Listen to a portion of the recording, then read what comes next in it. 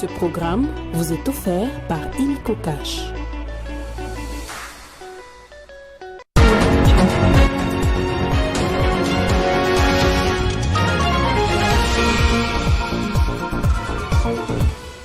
Les consultations se poursuivent avec la SENCO et le CC. Après des lycées Sangha et le sursaut patriotique, la CIME, branche de la société civile, a été consultée pour un plan de sortie de crise et l'unité nationale pour faire front commun face à la guerre d'agression. Violation du droit humanitaire dans l'Est de la République démocratique du Congo, Nathalie Aziza Mounana a, au cours de la 6e session extraordinaire de la conférence de chefs d'État et du gouvernement de la communauté économique et des États de l'Afrique centrale, dénonce cette guerre d'agression et plaide pour un couloir humanitaire en vue de venir en aide aux populations en difficulté. Vous faites bien de suivre Télé 50. Bienvenue dans ce journal, mesdames, messieurs. Unité nationale. Après les leaders politiques, la SENCO et le CC entament une série de consultations des acteurs de la société civile. C'est jeudi. Elles ont échangé avec les dirigeants de la plateforme des confessions religieuses. La rencontre s'inscrit dans le cadre des consultations lancées par le tandem SENCO-SCC pour la réalisation du pacte social pour la paix et le vivre ensemble en cette période de crise sécuritaire. C'est à la suite du manque de consensus entre les partis impliqués dans la crise qui frappe l'Est de la République démocratique du Congo que la SENCO et l'ECC ont lancé une série de consultations en vue des solutions idoines. Après avoir échangé avec les leaders politiques, c'est jeudi, c'était le tour de la plateforme de confession religieuse. Cette série de consultations s'inscrit dans le cadre du pacte social pour la paix et le bien vivre ensemble dans un contexte où la République démocratique du Congo subit une occupation par le M23 soutenue par le Rwanda dans sa partie Est. Cette rencontre a été, on croit les révérends Eric Singa, une occasion de réchauffer les liens de fraternité. Pour le secrétaire général de l'ECC, cette initiative a été bien accueillie par les chefs religieux en raison de son objectif fondamental, celui de la paix. Nous avons partagé l'initiative, les approches, la méthodologie, la rationalité, les objectifs, mais aussi les défis qui nous attendent en tant que nation, en tant que leader, mais aussi par rapport au paradigme actuel des événements. De son côté, l'archevêque Évariste Ejibaya Mapia, représentant légal de l'église des Réveils, a salué cette initiative qu'il qualifie de pertinente dans le contexte actuel de la République démocratique du Congo.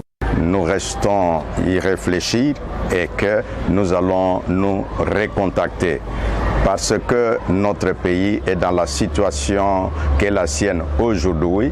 Ça nécessite que des voix s'élèvent, que des intelligences se mettent ensemble et qu'au-delà qu'on cherche qu'est-ce qui est bon pour la République démocratique du Congo. Toutefois, avant de s'engager pleinement dans cette démarche, les chefs de confession religieuse ont demandé un temps de réflexion et d'analyse approfondie. Depuis les débuts du conflit, à l'est de la République démocratique du Congo, la plateforme des confessions religieuses est impliquée dans la recherche des solutions pour la paix durable.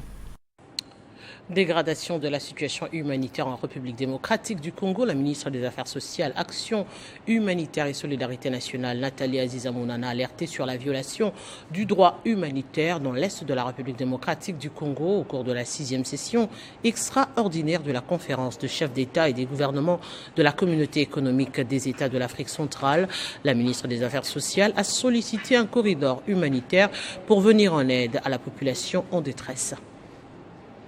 Accueillie par l'ambassadrice de la République démocratique du Congo en République de la Guinée équatoriale, Jocelyne Kabengele, la ministre des Affaires sociales, Action humanitaire et solidarité nationale, Nathalie Aziza Mounana, mouchoir noir à la tête, signe de deuil et de compassion en mémoire des plus de 3000 morts victimes des carnages de Goma perpétrés par les M23, soutenus par le Rwanda. Nathalie Aziza Mounana a pris part à la 6e session extraordinaire de la conférence des chefs d'État et des gouvernements de la communauté économique des États de l'Afrique centrale, CEAC en sigle, en qualité de rapporteur.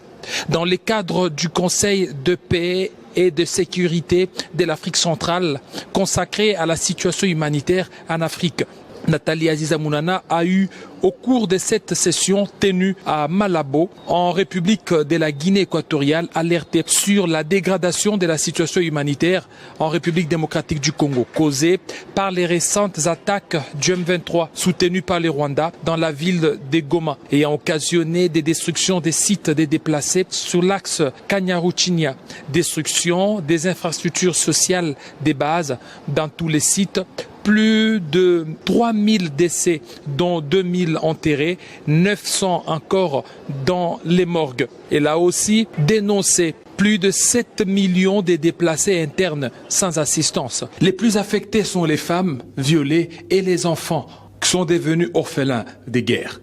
Le Nord Kivu seul contient 80% des déplacés. Face à la situation peu reluisante, Nathalie Aziza Mounana sollicite l'ouverture d'un couloir humanitaire en vue d'apporter assistance aux Congolais se trouvant en détresse.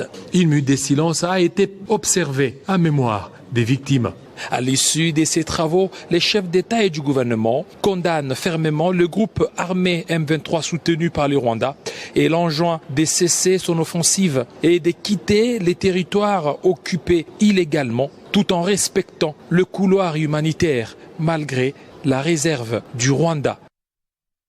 Les syndicalistes du ministère des Affaires étrangères, coopération internationale et francophonie adressent un mémorandum au président de la République tout en saluant les efforts diplomatiques entrepris.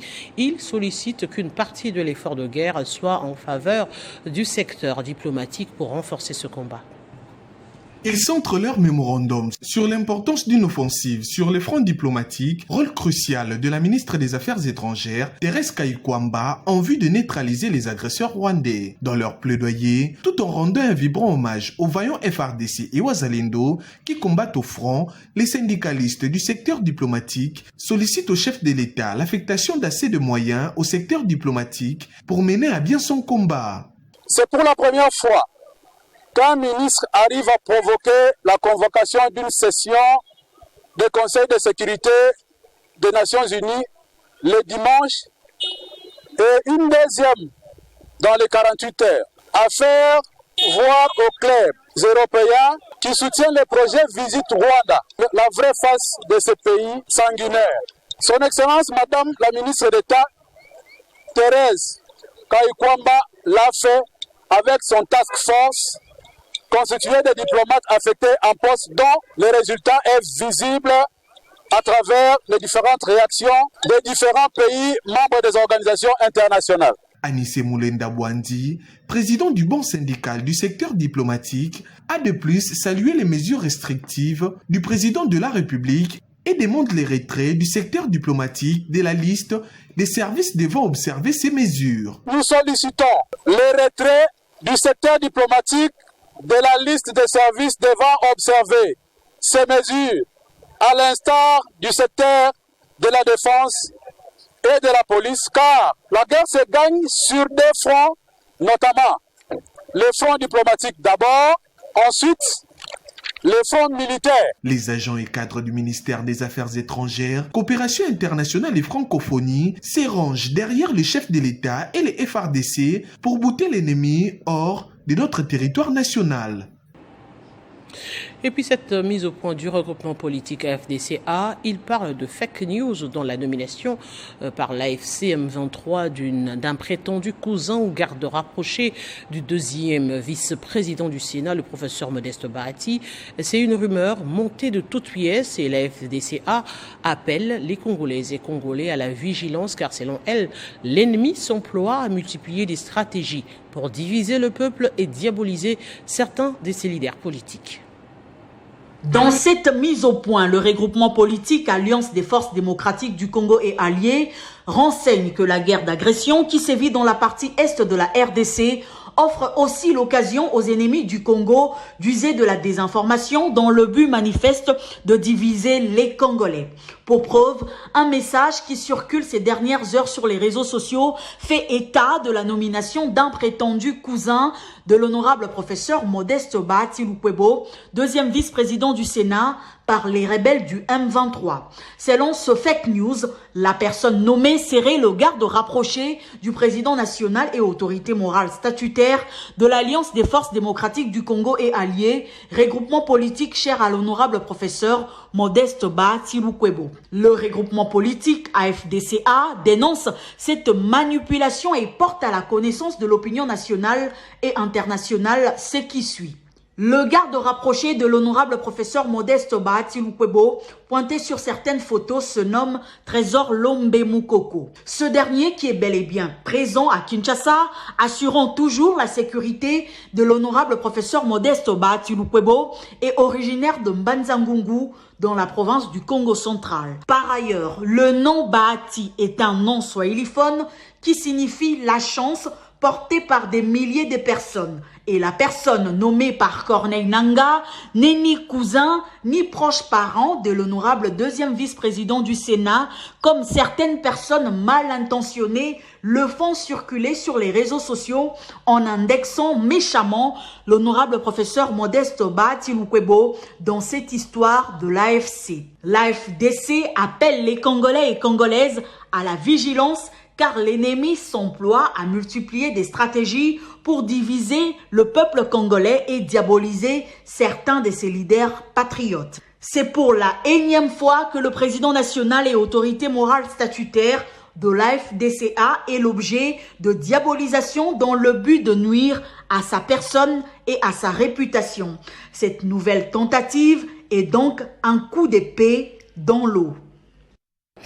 Direction l'Italie, où le vice-ministre des Mines a participé au Salon international de l'or dans la ville de Vicenza.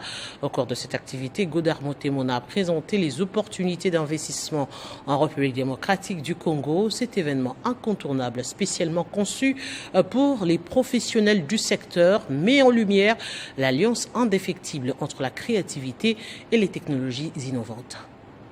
En mission officielle en Italie du 17 au 25 janvier 2025, le vice-ministre de Mines, Godard Montemona, a pris part au Salon international de l'or, de la bijouterie et de l'horlogerie de Vicenza. Cette participation stratégique visait à renforcer les partenariats, explorer les chaînes de valeur de l'or et promouvoir la formation en orfèvrerie en République démocratique du Congo. Face à des équipementiers des industriels italiens, Godard Montemona a présenté les opportunités d'investissement en République démocratique du Congo, mettant en avant les réformes engagées pour une gestion transparente des ressources minières. Il a également insisté sur la nécessité d'une traçabilité accrue en conformité avec les normes internationales. Les discussions ont été fructueuses, notamment avec New Tabor International qui œuvre en RDC. Les projets de transfert de technologie, de formation et d'accompagnement sont en cours d'élaboration avec un financement engagé par la partie italienne. En marge du forum, Godard Montemona a plaidé pour un lobbying international contre l'agression rwandaise, appelant à un soutien diplomatique en faveur de la RDC. Le vice-ministre de Mines a, lors de son séjour en Italie, rencontré le maire de Vicenza, visité l'Académie de l'or, ainsi que plusieurs sites industriels spécialisés dans les traitements et les plaquages de métaux précieux. Une mission qui illustre l'engagement du gouvernement congolais à faire du secteur minier un levier de développement durable. 5 février, date de naissance du ministre d'État, ministre de l'Aménagement du territoire, Guy Loando Mboyo, a été célébré au cours d'une messe d'action de grâce dite dans la cathédrale Notre-Dame du Congo, une occasion pour l'autorité de référence du parti Agissons pour la République, AREP, de remercier le Très-Haut pour la vie et d'implorer son accompagnement aux forces armées de la République démocratique du Congo dans la guerre de l'Est. La situation sécuritaire et humanitaire à Goma, dans le Nord Kivu, préoccupe au plus haut point le ministre d'État, ministre en charge de l'aménagement du territoire et autorité de référence du parti Agissons pour la République, maître Guy Loando Mboyo. Cette messe d'action de grâce, initiée à l'occasion de la célébration de son anniversaire, a été dédiée en soutien au FARDC et aux populations de l'Est du pays, victimes des atrocités issues de la guerre d'agression rwandaise. Une occasion pour implorer la miséricorde de Dieu pour le retour de la paix. Dans son homélie, l'officiant du jour a appelé à l'unité et à l'amour de la patrie pour bouter l'ennemi hors des frontières nationales. Prenant la parole, le premier des Arépiens a indiqué qu'il a préféré compenser la célébration de son anniversaire à la messe d'action de grâce pour le soutien au FARDC et aux initiatives du chef de l'État qui ne jure que sur la victoire du peuple congolais.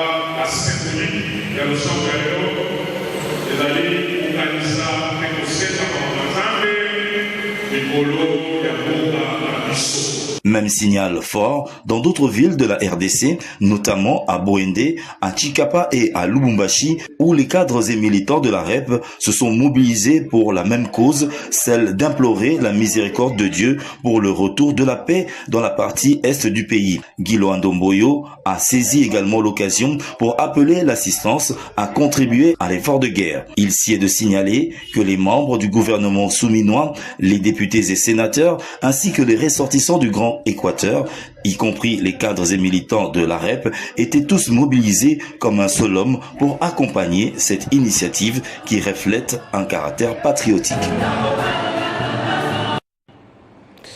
Et juste après ce journal, vous suivrez ce communiqué de la DGRK sur le paiement de l'impôt foncier et la taxe sur le revenu locatif. Entre-temps, on prend le rappel des principaux titres. Les consultations se poursuivent avec la SENCO et le CC après des lycées Sangha et le sursaut patriotique. La CIME, branche de la société civile, a été consultée pour un plan de sortie de crise et l'unité nationale pour faire front commun face à la guerre d'agression. Violation du droit humanitaire dans l'Est de la République démocratique du Congo. Nathalie Azizamounana a, au cours de la 6e session extraordinaire de la conférence des chefs d'État et du gouvernement de la communauté économique des États de l'Afrique centrale, dénonce cette guerre d'agression et plaide pour un couloir humanitaire en vue de venir en aide aux populations en difficulté. Ce journal est terminé. Merci de l'avoir suivi et surtout, très bonne suite de programme sur Télé 50.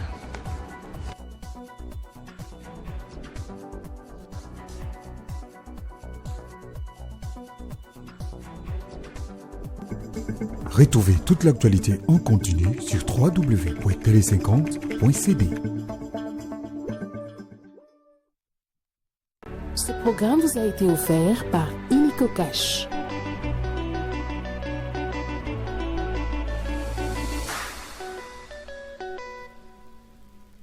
Subsidiairement à l'arrêté provincial référencé SC-090-CAB GVK-DBL-2025 du 31 janvier 2025, Monsieur le gouverneur de la ville de Kinshasa, la Direction générale des recettes de Kinshasa DGRK informe les assujettis à l'impôt foncier exercice 2025 et à l'impôt sur les revenus locatifs exercice 2025, revenu 2024 que le délai de souscription de la déclaration de l'impôt sur la superficie des propriétés bâties et non bâties ainsi que l'impôt sur les revenus locatifs pour l'exercice ci-haut cité, fixé au 1er février 2025 et prorogé au 28 février 2025. À cet effet, ils sont tenus de retirer leur déclaration auprès des directions et centres de recettes de la DGRK répartis dans les 24 communes ou déclarés en ligne dans l'application e-dgrk.com. Le paiement doit s'effectuer dans le compte des receveurs auprès des banques partenaires de la ville de Kinshasa. Dépassé ce délai, les retardataires s'exposeront au paiement des pénalités conformément aux dispositions légales et réglementaires en la matière.